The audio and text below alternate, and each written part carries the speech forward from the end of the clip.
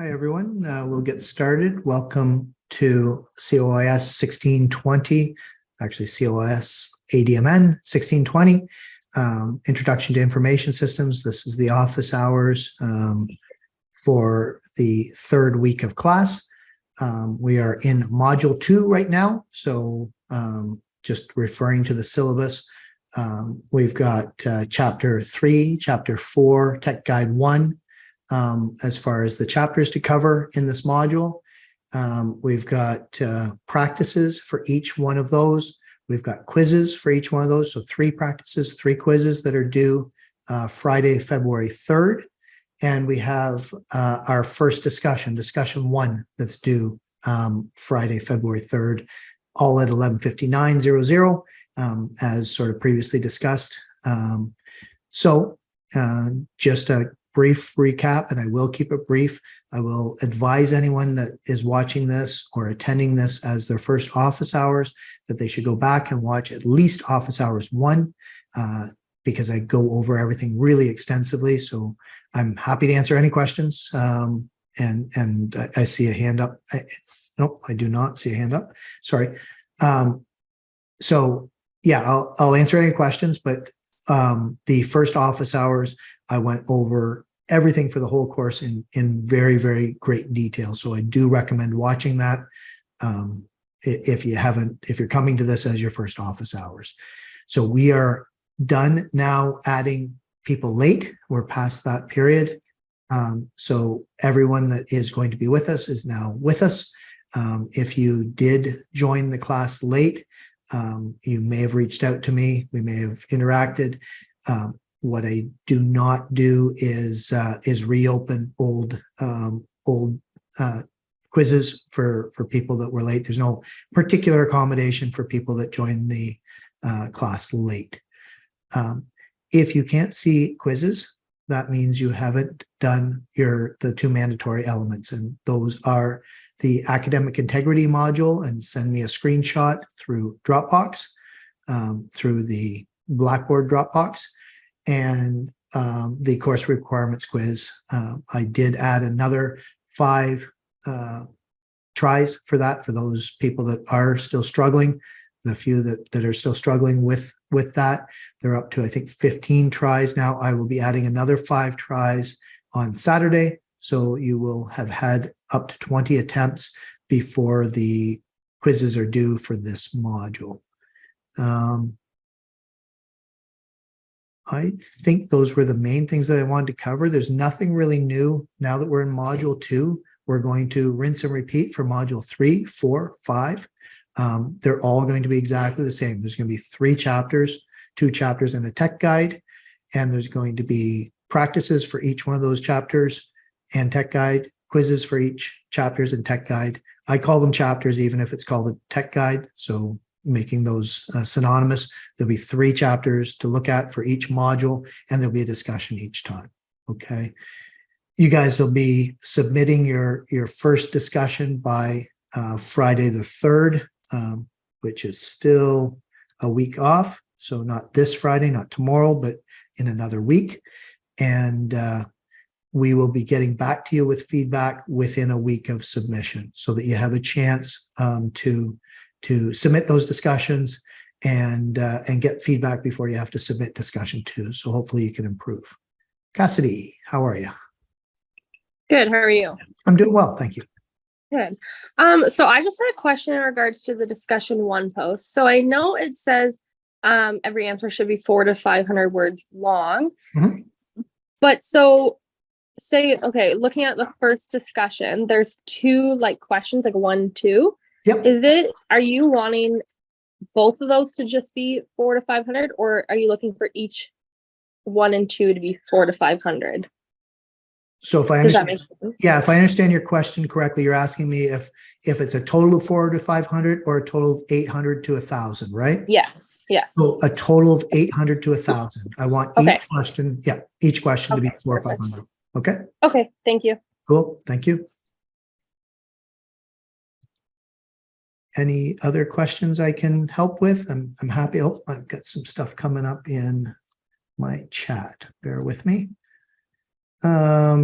before the exam, are we going to get like a review guide maybe? I'm mostly just concerned how specific the questions on the exam would be, specifically like the case studies in the textbook. So I'm not going to give a review guide, no, is the answer to that question.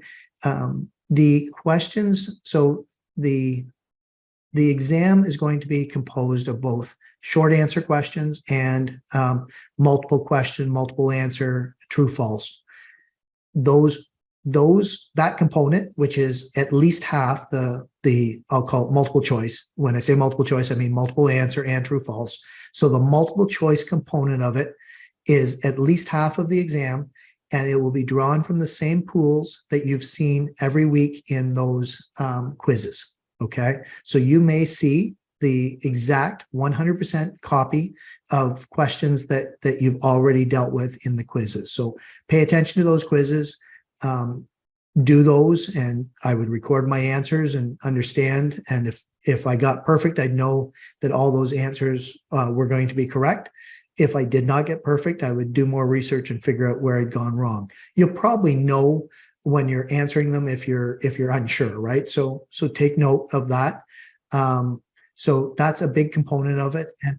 And then there's going to be short written answers. And I can tell you already that I'll be encouraging you to do that in point form. I won't require paragraphs or full complete sentences. I certainly won't require citations or anything like that. If you do, if you're the person that likes to write your answers in full sentences, that's how you think and that's how you best respond, that's fine. Just use paragraphs, like make it easy to read, but you're more than welcome to use point form.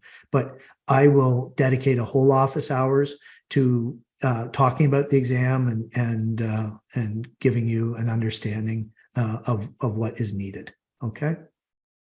Sorry. Just wanted to make sure I cover our in-text citations included in our word count. So I have covered this before. I'm happy to cover it again. I covered this last office hours for anyone that wants to go back and get more context or whatever. I don't care that much about word count.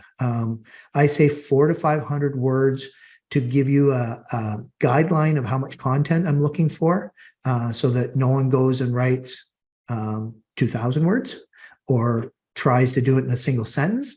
I'm just trying to give you some context. So if you handed in 375 good words, whether you include the in-text citations in that count or not, and like I said, good words, dense content, not a lot of trying to fill with useless sentences. And, if you write 200 good words and you try and add 200 words just to make it to the word count, you're not going to be happy with your content mark. I can guarantee that. So I'm looking for, 400 to 500 approximately words.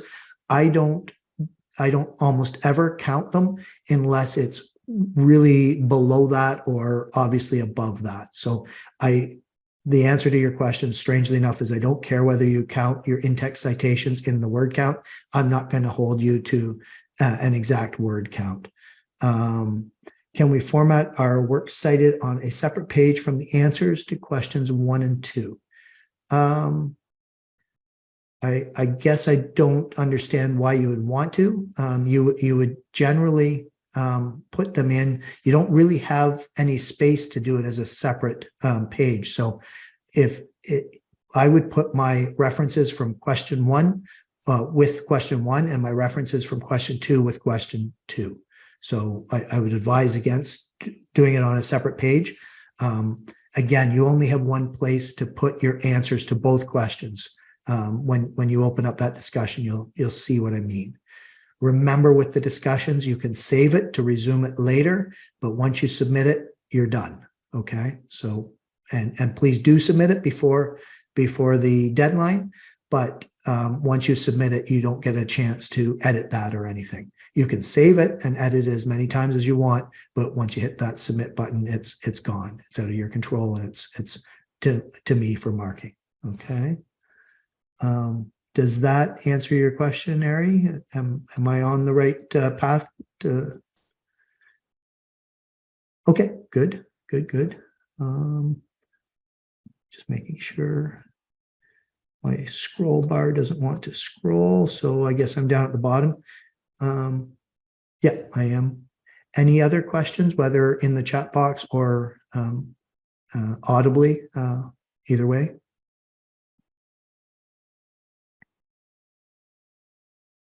So like I said, I think we're in a good pattern at this point, and as long as you're successful in having done the 2 requirements to release the quizzes, you should be fine.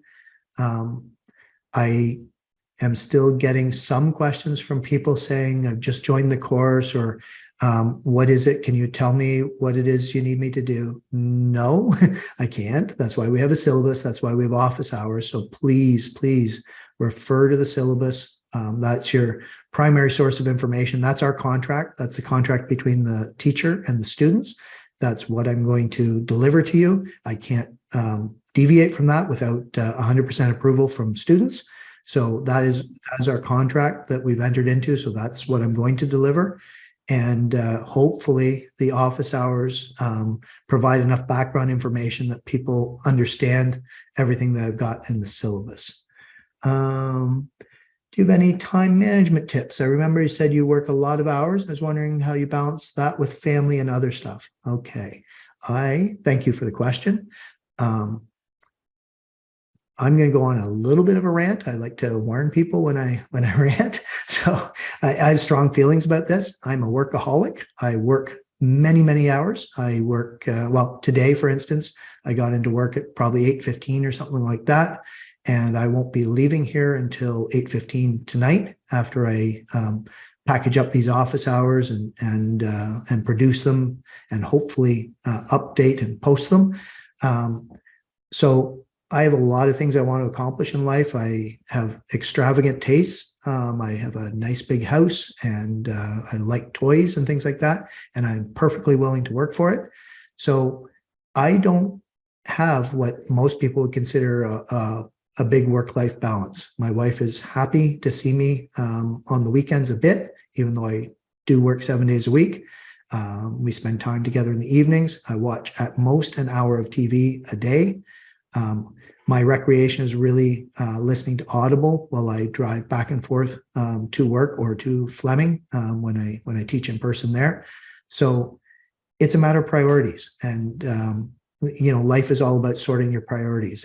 If you want, I mean, your generation, and I hate to sound like an old guy, but your generation is going to have a hard time buying a house. So if you want to own your own house, you're going to have to work your butts off. That's just the reality, unless you happen to come from a lot of money and someone's going to give you a house or money for a house. So going back, getting off my little pedestal here and going back to the question, we've got a 2-week module for everything. You really don't have that much content to cover. So maybe in the first week, I would make sure that I got all of my reading done. I might process it by chapter. So I might, in this case, in module 2, in the first week, which is this week, I might read chapter 3, and then I might do the practice for chapter 3. And once I had got that practice down to 100%, I would do the quiz for chapter 3. So maybe I would split it like chapter 3 and 4 this week, do the reading, do the practice, do the quiz, and then leave on the second week. I would do the tech guide, which is usually shorter, but denser in a lot of ways, and then do my discussion. That might be the way I would split it, but I would get in a routine, and I'd work that routine around my other commitments. So if I had a Thursday class, or I had a heavy day of classes on Thursday, then maybe I don't have time to worry about this. The beautiful thing about an asynchronous online course is you can work it around your schedule. So you may have commitments to work, you may have other commitments, you may have school commitments. I would find the time to do this. If you set aside, in my opinion, probably, I mean, up to 10 hours, but let's say 7 or 8 hours a week, if you had, say, 2 4-hour slots each week, I think you could get everything done for this course and get a really, really good mark. And the people that do, do all the reading, watch the lectures optionally, if that helps. Speed them up if you want. If you're able to digest it at 1.25 times, then do that. Absolutely. I listen to Audible at 2 times, just to chew through books a little faster.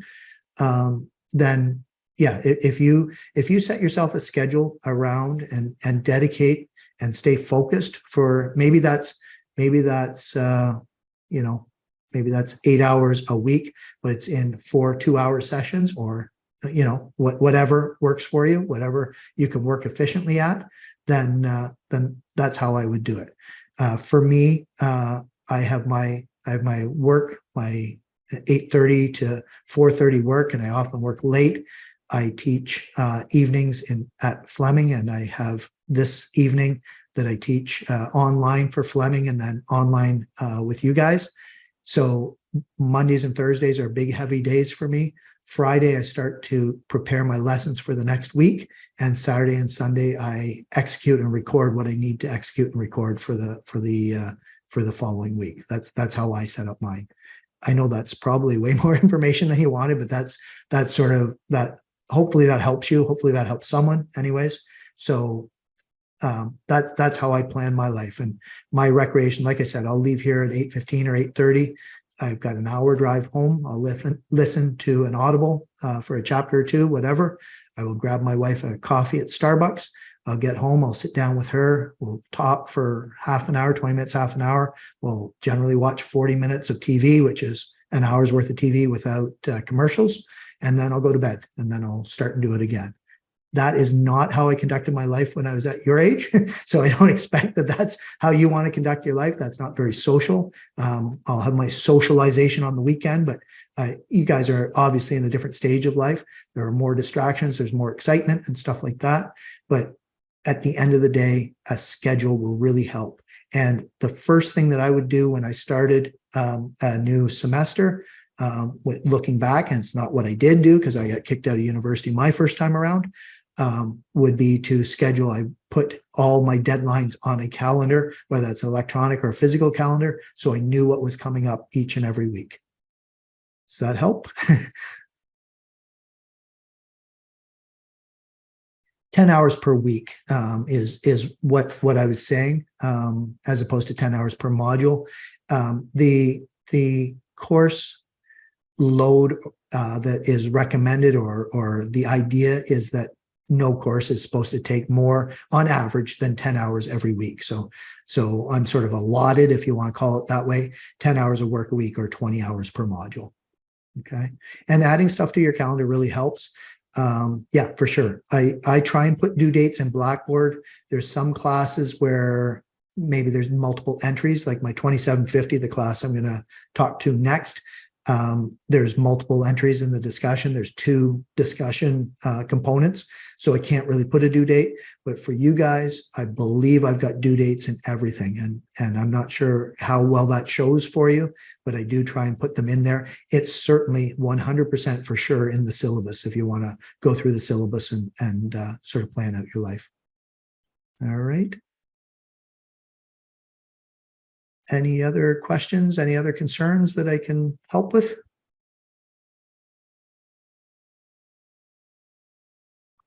You have any tips on how to write the discussions? Because write is not really my strong suit, and I don't know how to start. Great question. Thank you.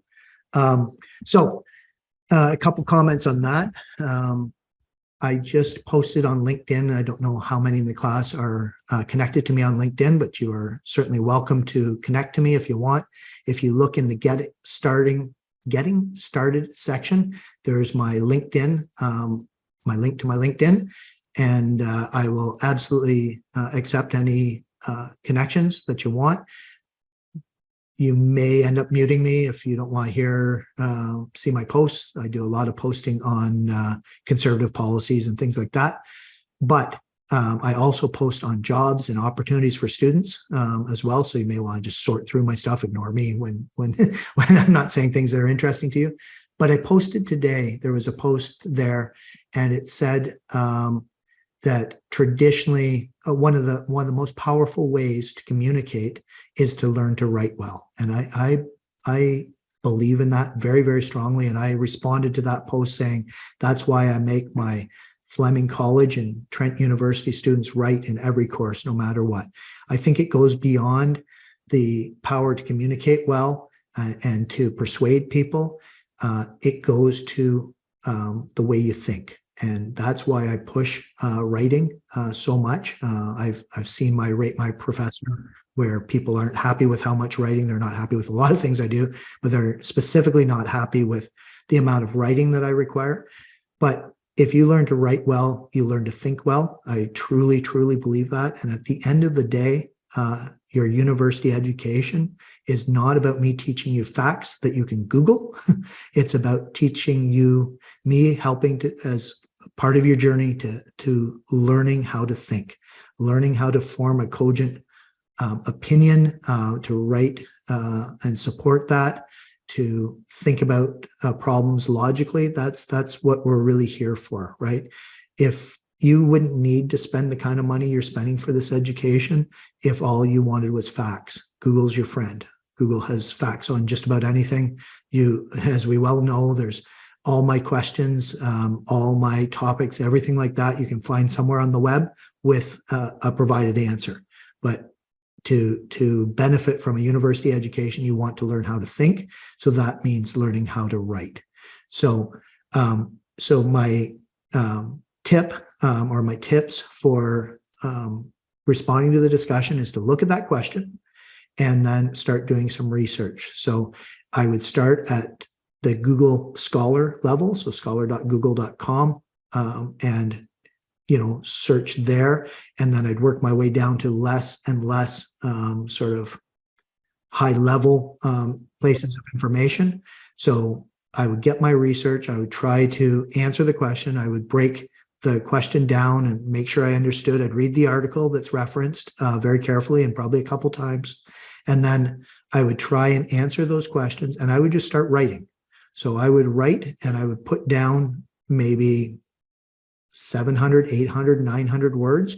I would just do a free flow of writing. I tend to write with sort of high verbosity. I use way too many words in my first draft, but I would do a first draft and then I would start cutting that first draft. And that's where I would refine my work to make it as good as possible. And then that's where I talk about dense content. I'd cut out anything that didn't directly contribute to the answer, anything that was fluffy, anything that was repetitive. I'm pretty sure, and just bear with me while I check here, I am pretty sure that I have provided you with an excellent video here. And I'd suggest everyone look at it. If you go to course content, I'm just assuming I did provide it there, and you go to the academic skills proofreading strategies under course content general, that is a beautiful video. It is 22 minutes and 46 seconds long, and I really believe it'll change your life. And I don't say that lightly. That is done by our academic skills people, and it talks about proofreading. It talks about how to cut the fat out, how to increase the quality of your writing. There's also the opportunity to talk to the academic skills people themselves. They will help you with proofreading. They will help you to write better product. But start with the video. Watch that video. It should help you a lot. And then there's a link there for the academic skills group, and you may want to reach out to them for some further assistance. And yeah, at least. The student, and it's an anonymous direct message, so meaning anonymous from the class, it's a private direct message. The student that says that is self-aware enough to know that writing is not his or her strong suit, and that's significant because a lot of people think they're a lot better writers than they are, and they've been very successful maybe in high school at that level of writing, and they've been told that they write well, but that's for a high school level. So we will be giving you, I say we because myself and the workshop leaders will be giving you very specific feedback on what we do and don't like about your response. So it's really not, a lot of these things ask for opinions. So there's not necessarily a right and wrong answer, but it's how well it's researched, how well it's presented, and so forth. There's also tools that you can use. So if you're doing it in Word, it's going to give you some hints on grammar, certainly hints on spelling or indications on spelling. So use those tools. There's Grammarly, which is a free download, which will give you more hints on grammatical errors. I have habits that I fall into. I know when I write something, I tend to be repetitive. So on my first proofreading, my second draft, I try and eliminate a lot of that. So if you want to use a tool like Grammarly, I totally encourage you to do that as well. Are we supposed to cite the article that's posted with the discussion as well? No, not generally. Thank you, by the way. Don't use that article. That's a given. That's not one of your 3 sources. I mean, I'm probably not going to go to the extent of penalizing you if you do, but your content will probably suffer because you're just the question is a given. Okay, the information that's in that question is a given. The other thing that you don't need to do, and I would discourage you from doing, is using the text as a source of information. I want you to broaden your horizons. I want you to do some research outside the text and outside the article in order to answer the question. I want you to learn something outside the strict confines of the course, as well as practice your writing. That's the purpose of it. Okay.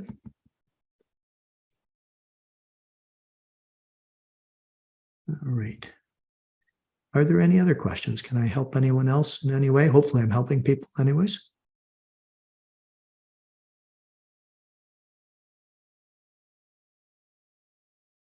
Go ahead, Cassidy. So I know you covered it in your last office module, but are you able just to go over again about the marking for the quizzes and just why they're now showing up as zeros? Sure. Yeah, great. Thank you. So the quizzes show up as zeros until after the deadline. So about 10 minutes after the deadline, about Saturday morning at midnight plus 10 minutes, like 12:10 in a.m. on Saturday, February 4th in this case, your marks will show up at that point. It's just hidden until everyone's had a chance to submit them. That's it. Oh, okay. All right. Thank you so much. Okay. Yeah. So sometimes, and I ran into this the last time I did this course, once in a while there's a mess up. Sometimes my fault, sometimes Wiley Plus's fault, where they don't get released. And that's on me. And then I go ahead and fix that. So under 90% of the time, hopefully 100% of the time this year, they will show up. And by the time you wake up on Saturday morning, your marks will be there. Woohoo. Thank you. Woohoo.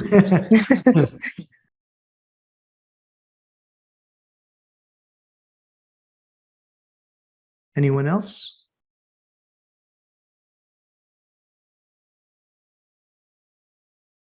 Okay, guys, if you don't have further questions, if there's nothing else to cover, or if you want to hang around for a private conversation, hang around and I'll put anyone, if I have more than one person, I'll stop recording certainly, and I'll put you in private rooms and I'll have one-on-one discussions with you. If you don't have questions, get on with your evening. Thank you very much for coming. I do appreciate it. And I will try and post this this evening or maybe tomorrow at the very latest. Thank you. Take care, guys.